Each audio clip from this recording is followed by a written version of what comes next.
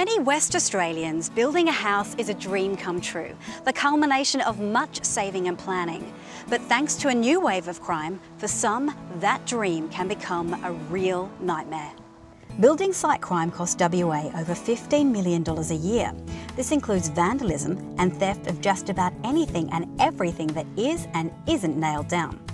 In times gone by, this theft has caused serious delays, can add to the price of new homes and creates a huge paper trail when it comes to claiming on insurance. But thanks to an innovative initiative, things are getting much easier.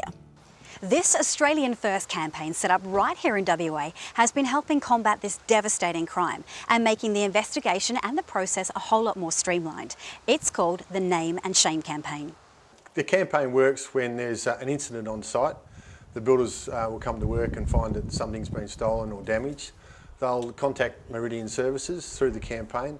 That's either done by telephone, direct to us, and that is important because if there's forensic evidence on site, we need to get that evidence to the police or police to the site as soon as possible, in particular in regards to burglaries or major stealings.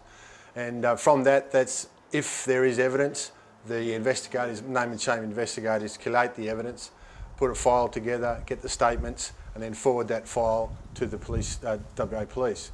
We do have a memorandum of understanding with the police, and when they receive a file from the campaign, the Name and Shame campaign, they understand that there's something to do, and there's usually a result.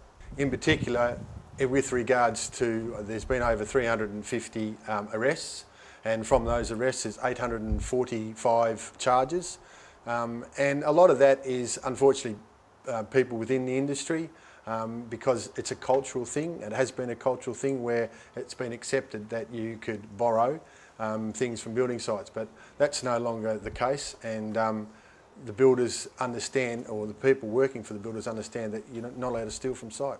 The Name and Shame, as it mentioned, is part of the campaign, and that was introduced by the builders because they like to have what they call a blacklist, or the campaign shames these people so that they don't do it again, or if they continue to do it, we have a list of where you can go and see their names and they won't be employed. Mark Hogan is an upcoming developer who bought his block of land in Balga in late 2009. He enlisted the help of KZN Construction to build 3 units, but then some sticky fingers tried their best to make things a bit difficult.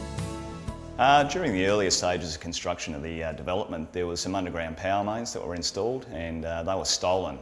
The copper wire was what the thieves were after. And luckily for me, my builder was a member of the Name and Shame campaign, and they were able to put all the issues in their hands, and subsequently there was no delays whatsoever during the course of construction, and Name and Shame have handled the issue right the way through. Builders are finding it most effective, with 70% of Western Australian building companies members of the scheme and funding it completely. Vince Rossi, MD of KZN Construction, is just one of its supporters. The Name and Shame campaign has helped because it's helped us administratively to capture individuals that have stolen materials and vandalised materials on site. It also helps us in retrospect to finding who the individuals are, and once they've been captured, their names are blacklisted. So it helps us not to employ certain people on our building sites. So remember, if you see anything strange on a building site, whether it be theft or even illegal dumping, then you can do your part by calling 1300 2REWARD or by logging onto their website www.hianameandshame.com.au. And with $120,000 already given away in rewards, you could be in luck.